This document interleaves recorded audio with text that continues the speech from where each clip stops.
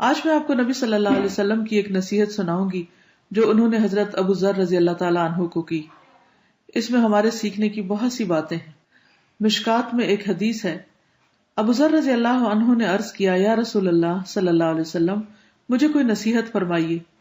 آپ نے فرمایا، میں تجھے اللہ کا تقوی اختیار کرنے کی نصیحت کرتا ہوں، کیونکہ اللہ سے ڈرتے رہنا تیرے دینی اور دنیاوی کاموں کی خوبصورتی اور آرائش کا باعث ہوگا. میں نے عرض کیا، کچھ اور فرمائیے. آپ نے فرمایا، قرآن مجید کی تلاوت اور اللہ کے ذکر کو اپنے لیے ضروری قرار دے، اس لیے کہ وہ اللہ تعالیٰ کا ذکر آسمان میں تیرے ذکر کا موجب ہوگا اور زمین پر وہ نور معرفت کا باعث ہوگا.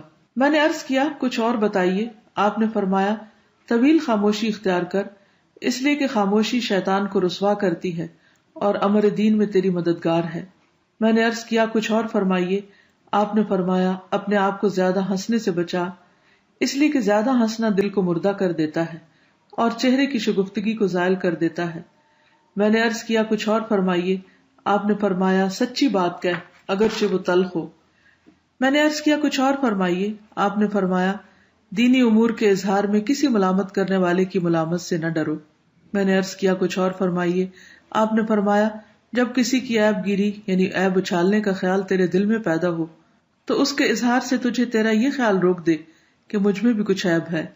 سبحان اللہ، کتنی پیاری نصیحتیں ہیں جو ہمارے نبی صلی اللہ علیہ وسلم نے کی. اللہ سے دعا ہے کہ وہ ہمیں عمل کی توفیق عطا فرمائے اور ہمارے اخلاق اور کردار کو سنت کے مطابق ڈھال دے. السلام علیکم ورحمۃ اللہ وبرکاتہ.